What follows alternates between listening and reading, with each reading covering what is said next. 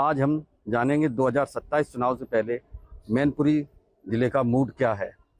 मैनपुरी जिले में 4 विधानसभा सीटें हैं, जिनमें कि 2022 के चुनाव में 2 सीटें बीजेपी ने और 2 सीटें सपा ने जीती थी।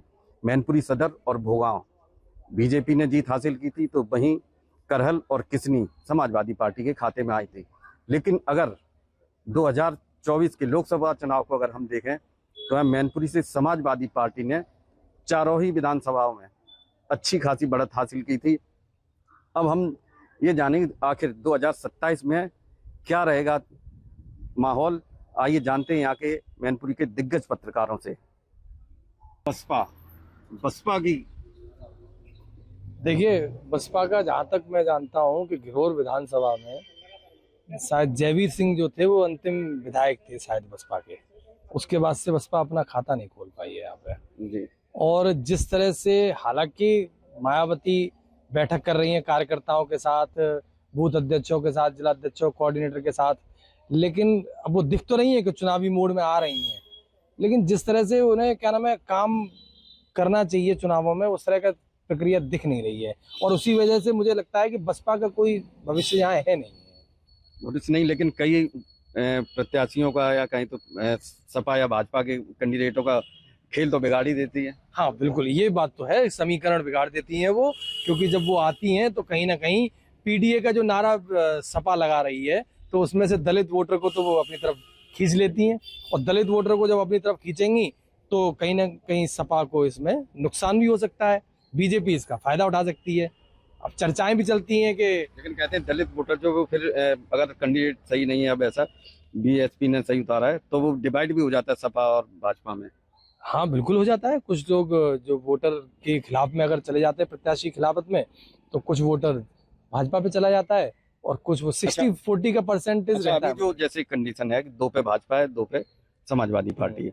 27 में क्या लग रहा है, कुछ उठापटक होगी या? देखिए, राजनीतिक जो पहलू है वो फ्लिप पे चलते हैं। कौन सी चीज कब फ्लिप हो जाए ये पता नहीं पड़ता है। तो प्रत्याशी जब उतरेगा तो हो सकता है कि वो चीज जो बीजेपी के पास है वो सपा पे आ जाए, हो सकता है कि सपा के पास है वो बीजेपी पे ही रहे। तो ये दोनों चीजें फ्लिप वाली स्थिति हो जाती है। तो ये तो तभी तय होगा जब प्रत्याशी तय होंगे। अच्छा, पीडीए फॉर्मूला कितना कारगर?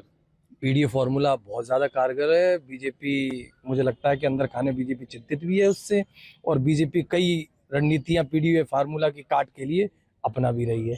क्योंकि अगर लोकसभा रिजल्ट देखा जाए तो उसमें समाजवादी पार्टी ने चारों विधानसभा में जीत हासिल की। अप्रत्याशित जो है सीटें सपा की लोकसभा चुनाव में आई थी, अप्रत्याशित सीटें थी, तो पीडीए उस समय इतना हावी नहीं था, लेकिन अब सपा ने उस पीडीए को पूरी तरह से जोड़ दे दिया। लेकिन मैनपुरी की भी जैसे 2022 में 2 पे भाजपा 2 पे सपा रही, लेकिन लोकसभा चुनाव में ठीक उलट चारों विधानसभा पर क्लीन स्वीप किया समाजवादी पार्टी।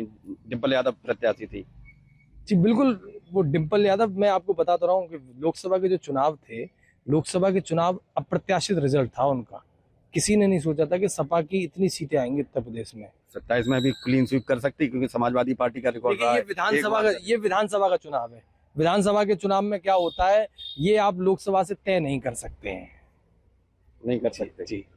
बात से क्या लग रहा है, जो मैनपुरी जिले में जो अभी 50-50 का चल रहा है, 2 पे समाजवादी पार्टी, 2 पे वो?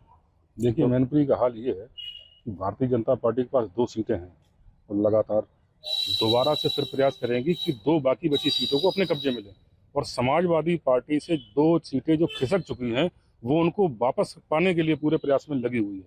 अगर जरा सा भी, थोड़ा सा भी समाजवादी पार्टी ने अगर कमजोरी दिखाई या बीजेपी ने मजबूती दिखाई तो करहल विधानसभा में ये हो भी सकता है।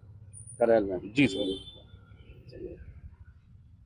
आपके हिसाब से क्या लगता है 27 में अभी आपने बात की थी लोकसभा चुनाव की, देखो डिम्पल एक राष्ट्रीय अध्यक्ष की पत्नी है। उन्होंने जो चुनाव लड़ा है वो जनता के प्रति एक पब्लिक से मिली है, तो जनता उन्हें पसंद करती है, तो इसलिए चारों विधानसभा में समाजवादी पार्टी की जीत हुई है।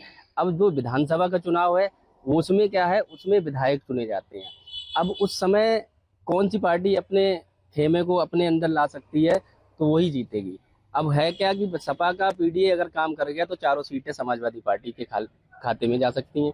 अगर उस पीडीए का कार्ड बीजेपी ने कर पाया तो बीजेपी अपने खाते में ले लेकिन सकती आपको नहीं लगता कि मैनपुरी और अगर भोगां की बात की जाए तो जीत का मार्जिन काफी कम रहा है, है। जी 5-6 हजार ही रहा है, और जबकि यहाँ से 2 बार के विधायक भी रहे हैं राजकुमार यादव, काफी लोकप्रिय भी है। जी अगर थोड़ी सी मेहनत करते तो परिणाम कुछ। बिल्कुल, उन्होंने कहीं ना कहीं कोई कमी छोड़ी है। बल्कि आम पब्लिक की ये कहना था कि राजू विधायक से अच्छा कोई विधायक नहीं है, टिकट मिलनी चाहिए और जीत भी हम उनको देंगे। जो मार्जिन रहा वो उनका कुछ व्यक्तिगत कारण रहा होगा जिससे पब्लिक ने उन्हें नकार दिया। वैसे राजू विधायक की लोकप्रियता काफी है। काफी आदमी। तो ये थे हमारे साथ में मैनपुरी के दिग्गज पत्रकार जिन्होंने की अपनी बेबाकी सी राय रखी। और मैनपुरी में जो अभी स्थिति है, ज़्यादातर लोगों का मत यही था कि 50-50, जैसे 2 में समाजवादी पार्टी और 2 में भाजपा जीती है। आगामी 2000 विधानसभा 27 के चुनाव में भी स्थिति लगभग यही रह सकती है। हो सकता है कि अगर कुछ कैंडिडेट को लेके अगर कुछ उठापटक हुई तो हो सकता है कि परिणाम कुछ और ही निकलें। पुष्पेंद्र सिंह, मैनपुरी। जैसे कि मैं सो रहा हूँ तो पिताजी को जगाना है मुझे, तो वो डायरेक्ट उठाने के बजाय, और हिंसा की परंपरा मेरे यहाँ नहीं थी सौभाग्य से, तो वो क्या करते थे कि उस कमरे में आ जाएंगे या बाहर से गुजरेंगे और चौपाई बोलेंगे, प्रात काल उठ के रघुनाथा मात पिता गुरु नावही माता। कभी कभी मैं गुस्से में उठ करके अरे पापा, जब चरण स्पर्श किया और सो गया, मैंने कहा अब मत उठाना।